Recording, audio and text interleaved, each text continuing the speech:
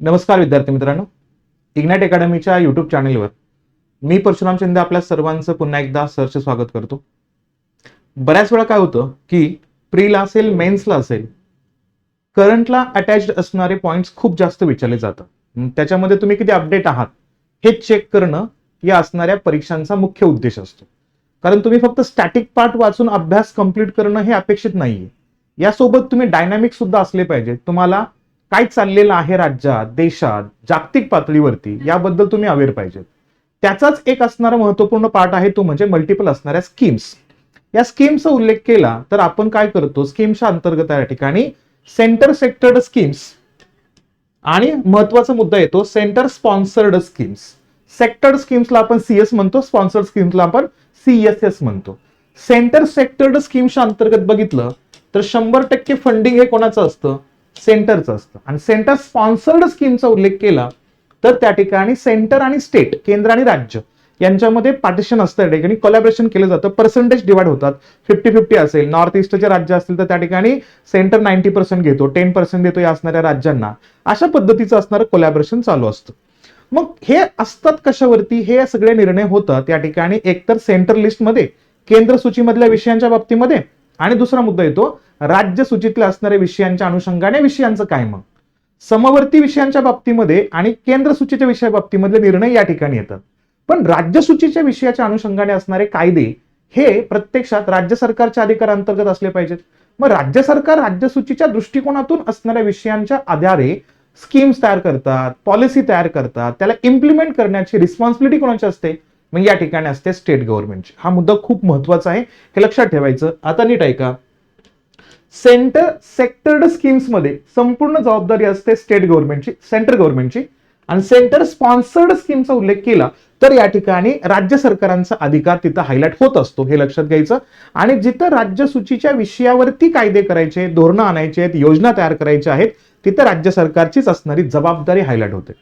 मग तशीच एक जबाबदारी या असणाऱ्या एप्रिल महिन्याच्या असणाऱ्या सुरुवातीपासून 2026 आपल्या महाराष्ट्र राज्यांनी आरोग्य विभागाच्या माध्यमातून या ठिकाणी मिनिस्ट्री ऑफ हेल्थ यांच्या अनुषंगाने एक सगळ्यात महत्वपूर्ण असणारी जबाबदारी हायलाइट केली. ते म्हणजेच काय, एक योजना आपल्या महाराष्ट्रामध्ये अंमलबजावणी करायला सुरुवात झालेली आहे. एप्रिलच्या असणाऱ्या 1 तारखेपासून ते 31 मार्च 2027 पर्यंतचा असणारा पहिला फेज असेल. या असणाऱ्या एका वर्षाच्या कालखंडामध्ये योजना अंमलबजावणी करायचे. त्या योजनेचं नाव काय आहे, ते आहे माझं गाव आरोग्य संपन्न गाव. मग इथं या असणाऱ्या योजनेमध्ये या महाराष्ट्र राज्य सरकारनं कोणकोणते इनिशिएटिव्ह घेतले, राज्यांना, राज्याच्या अंतर्गत असणाऱ्या जिल्ह्यांना, गावांना कशा पद्धतीने या स्कीम मध्ये आणायचे, प्रमोट करायचे, हायजीन कशा पद्धतीने मेंटेन ठेवायचे, हेल्थच्या बद्दलच्या असणारी जी काही एक प्रकारे एक सिस्टीम आहे ती सिस्टीम कशी डेव्हलप करायची, सेटअप कसा करायचा, या ठिकाणी पीपल्स पार्टिसिपेशनला महत्व द्यायचं आहे का, लोकसहभाग महत्वाचा आहे का, या सगळ्या गोष्टींचा आढावा आपण आजच्या सेशनमध्ये या ठिकाणी घेऊया. म्हणजे आपल्याला ही असणारी सरकारी योजना महाराष्ट्र राज्याच्या अनुषंगाने या ठिकाणी कंप्लीट करायचं आहे. हे सुरुवात करण्या अगोदर सिंपल लक्षात घ्यायचं या ठिकाणी आपल्या भारताच्या असणाऱ्या राज्यघटनेमध्ये काय आहेत तर विषयांच्या असणाऱ्या सूची आहेत.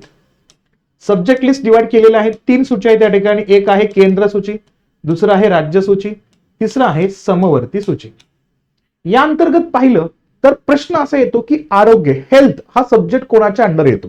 लक्षात घ्यायचं, आरोग्य हा असणारा जो विषय आहे का तो राज्याच्या अंतर्गत त्या ठिकाणी येतो. मग तो राज्याच्या अंतर्गत असेल तर तिथं कोणता उल्लेख या ठिकाणी येतो, राज्याच्या अंतर्गत आरोग्य आणि समवर्ती मध्ये सुद्धा आरोग्य हा विषय येतो. पण कसा, तर त्यातले काही असणारे पार्ट या ठिकाणी आपल्याला डिवाइड होताना दिसतात. कसं, इथं जर बघितलं या ठिकाणी तर इथं येतो हॉस्पिटल्स असतील, डिस्पेन्सरीज असतील, सोबतच पाहिलं या ठिकाणी तर इथं पब्लिक हेल्थ असेल आणि सॅनिटेशन असेल. हे विषय कुठे येतो, राज्याच्या नियंत्रणामध्ये असणाऱ्या या राज्य सूची अंतर्गत येतं. समवर्ती सूचीतल्या आरोग्याचा उल्लेख केला तर या ठिकाणी येतो मुद्दा कुठला, तर इथं येतो मेडिकल एज्युकेशन सारखा असणारा महत्वपूर्ण मुद्दा याच्यामध्ये आपल्याला हायलाइट होताना दिसतो. सोबतच येतो मुद्दा काय या ठिकाणी, तर इथं येतो पॉप्युलेशन कंट्रोल आणि फॅमिली प्लॅनिंगचा मुद्दा येतो. लोकसंख्या नियंत्रण आणि कुटुंब नियोजन असे असणारे आरोग्य हा विषय डिवाइड होतो. आणि तुम्हाला बऱ्याच वेळा प्रीला असे सुद्धा प्रश्न असतात, आरोग्यातले असणारे टॉपिक दिले जातात आणि तो कोणत्या सूची अंतर्गत येतो असेही प्रश्न असतात. त्यामुळे सगळ्यात प्रायमरी कंडिशन मध्ये हे मुद्दे लक्षात ठेवा. म्हणजे या विषयावरती राज्याचा कंट्रोल आहे, या विषयांवरती आरोग्याच्या बाबतीमध्ये केंद्र आणि राज्य या दोघांचा कंट्रोल आहे. मग आता जो कायदा किंवा आता जी योजना आणलेली आहे ती योजना महाराष्ट्र राज्य सरकारनं कशा अंतर्गत आणलेली आहे, तर पब्लिक हेल्थच्या अंतर्गत आणलेला आहे. सार्वजनिक आरोग्याचा उल्लेख केला. तर हा जो सार्वजनिक आरोग्य आहे तो राज्यघटनेच्या कोणत्या आर्टिकलमध्ये येतो? सार्वजनिक आरोग्याचा उल्लेख केला तर आर्टिकल या ठिकाणी येतो तो म्हणजे 47. आणि हा आहे कोणता? तर समाजवादी तत्व, सोशलिझमच्या अंतर्गत असणारे जे प्रिन्सिपल्स आहेत का तो या ठिकाणी फॉलो केला जातो, जिथं सार्वजनिक आरोग्य व्यवस्थित ठेवायचं आपल्याला, राखायचं आहे. सॅनिटेशनचाही मुद्दा याच्यामध्ये येतो आणि याच्या अंतर्गतच हायजीन सुद्धा कंटेन याच्यामध्ये येत राहतात. त्यामुळं पहिल्यांदा जो योजना तयार केलेला आहे ती योजना कशा अंतर्गत येते हे तुम्हाला प्रायमरी कंडिशन्स मध्ये माहिती असणं आवश्यक आहे. मग आता काय आणलं जातं या ठिकाणी? तर माझं गाव आरोग्य संपन्न गाव, म्हणजे गावावरती फोकस करून रुरल एरियाच्या अनुषंगाने या ठिकाणी या स्कीमला इम्प्लिमेंट करायचे. आरोग्याची असणारी खबरदारी याच्या अंतर्गत घेणं आवश्यक असणार आहे. मग याच्यामध्ये काय असेल? महाराष्ट्राच्या ग्रामीण भागाचा चेहरामोहरा बदलणारं राज्यव्यापी अभियान सुरू केलेलं आहे. आणि ते कुठे केलेलं या ठिकाणी? तर हे पुण्यातून स्टार्ट झालेलं आहे, हे लक्षात ठेवायचं. आणि इथं सार्वजनिक आरोग्य विभाग महाराष्ट्र शासन हे नोडल एजन्सी आहे, हे लक्षात घ्यायचं. तुम्हाला नोडल एजन्सी म्हणून कोण काम करणार आहे हाही प्रश्न असतो. मग ग्रामीण आरोग्याची एक नवीन पहाट असणार या स्कीमच्या अंतर्गत. या अभियानाचा प्रारंभ कधीपासून असेल? एप्रिल महिन्यापासून. या एप्रिल महिन्यापासून 1 एप्रिलपासून ही राज्यव्यापी असणारी मोहीम सुरू होताना दिसते. ग्रामीण जनतेला काय करायचं? याच्यामध्ये दर्जेदार आरोग्य सुविधा द्यायच्या आहेत आणि त्यांच्या असणाऱ्या उंबरट्यापर्यंत आरोग्याच्या सुविधा उपलब्ध करायच्या. जर शिक्षणाच्या बाबतीमध्ये आपण डोर स्टेप स्कूलिंगचा एक अँगल बघितला होता, तसाच असणारा उंबरट्यापर्यंत आरोग्याच्या सगळ्या सोयी सुविधा या ठिकाणी दिल्या पाहिजेत. जसं तुम्हाला सगळ्यांना माहित असेल, महिलांच्या बाबतीमध्ये एक सगळ्यात महत्वाची असणारी गंभीर समस्या आहे ती म्हणजे अॅनिमियाची. मग अॅनिमियाचं प्रमाण या ठिकाणी कमी करण्यासाठी आपण काय करतो? तर आपण आशांच्या माध्यमातून लोहयुक्त गोळ्या पुरवतो तिथं. अशा असणाऱ्या सगळ्या डोर स्टेपची असणारी जी काही जबाबदारी आहे का ती घेणं आवश्यक असतं. मग ते या स्कीमच्या माध्यमातून घेतली जाते, हे लक्षात घ्यायचं. आणि सक्षमीकरण करायचंय कुठं? गावापासून ते राज्य स्तरावरच्या आरोग्य सेवांचं आणि यंत्रणांना काय करायचंय? सक्षम बनवायचंय. हा मुद्दा खूप जास्त महत्वाचा आहे, हे लक्षात ठेवायचं. आणि ही असणारी चळवळ आहे, हा असणाऱ्या स्कीमला एक प्रकारे लोक चळवळीमध्ये कन्वर्ट करायचंय आणि लोक सहभाग मोठ्या प्रमाणात वाढवायचंय. मग शासकीय योजनेकडून लोक चळवळीकडे न्यायचंय. त्यासाठी पुण्याच्या असणाऱ्या कोणत्या वैद्यकीय महाविद्यालयातून याची सुरुवात झालेली आहे? श्रीमती काशीबाई नवले वैद्यकीय महाविद्यालयातून हे असणारं आयोजित विभागीय कार्यशाळेमध्ये ही रणनीती निश्चित झाली आणि लोक सहभागाला आपल्याला प्रमोट करायचे आणि ही असणारी चळवळ एक व्यापक राज्यव्यापी चळवळीमध्ये आपल्याला कन्वर्ट करायचं. आणि या असणाऱ्या योजनेचं मुख्य वैशिष्ट्य काय असेल? उपचारापेक्षाही कशाला जास्त भर द्यायचंय? प्रतिबंधावरती. म्हणून म्हणतो आपण prevention is better than the cure. हा रेफरन्स आला तर आपल्याला या ठिकाणी काळजी घेणं खूप गरजेचं आहे. उपचार तर होत राहतील, उपचार करणं गरजेचं, पण उपचारापर्यंत जाण्या अगोदरच जर प्रतिबंधात्मक असणाऱ्या संरक्षणाच्या असणाऱ्या गोष्टींचा विचार केला तर इथं एक योग्य पद्धतीची असणारी भूमिका आणि महाराष्ट्रासाठीचा असणारा एक प्रोग्रेसिव्ह विचार या ठिकाणी मांडला जाऊ शकतो. प्रतिबंधावरती फोकस आहे उपचारापेक्षाही. आणि ग्रामीण भागातील नागरिकांच्या काय करायचे? आरोग्यविषयक सामाजिक वर्तणुकीत सकारात्मक बदल घडवून आणायचा आहे आणि त्यांच्यात आरोग्यदायी जीवनशैली आपल्याला रुजवायचं आहे. फक्त आजारावर उपचार करण्यापेक्षा आजार होऊ नयेच यासाठीच प्रतिबंधात्मक उपाययोजनावर लक्ष ठेवायचे. परत या स्कीम मध्ये कोणकोणत्या असणाऱ्या मूळ आरोग्याच्या प्रश्नांवरती देखरेख ठेवलं जाणार आहे? तर इथं आहेत 7 प्रमुख लक्षवेधी घटक आहेत. कोणकोणते? सगळ्यात महत्वाचा मुद्दा मानसिक आरोग्य, नंतर माता आणि बालकांचं आरोग्य, संसर्गजन्य आणि असंसर्गजन्य आजारांचं असणारं देखभाल, पोषण बघायचं आपल्याला, सांडपाणी व्यवस्थापन करायचंय, शुद्ध पाणी पुरवठा करायचंय, सार्वजनिक स्वच्छता ठेवायचे. हे काय? सार्वजनिक आरोग्य विकास करण्याचे लक्षवेधी घटक आहेत. या स्कीम मधले 7 घटक आहेत. तुम्ही जेव्हा राज्यसेवेला आणि युपीएससीला या कंटेंट वरती लिहिणार आहात, आरोग्याच्या बाबतीमध्ये तुम्हाला एखादा क्वेश्चन मांडला गेला तर हे सगळे 7 पॉईंट आपल्याला मेन्शन करणं गरजेचं आहे. त्यानंतर ही असणारी योजना राबवायची असेल तर त्यासाठी त्याची असणारी अंमलबजावणी कशी होणार आहे त्याचं स्ट्रक्चर माहिती पाहिजे. मग त्याची अंमलबजावणी होणार आहे त्रिसूत्राच्या माध्यमातून किंवा त्रिस्तरीय 3 स्तर याच्यामध्ये येणार आहेत आणि त्यामध्ये सुकाणू यंत्रणा असेल. सुकाणू म्हणजेच काय? सगळ्या गोष्टीवर कंट्रोल ठेवणार. मग इथं पहिल्यांदा राज्यस्तरीय समिती असेल हेडला आणि तिथं कोण असतील? अध्यक्ष.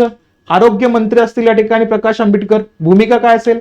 अभियानाच्या संपूर्ण प्रक्रियेवर देखरेख ठेवतील राज्यस्तरीय समिती. त्याच्यानंतर दुसरा लेअर कोण असेल याच्यामध्ये? कृती समिती असेल.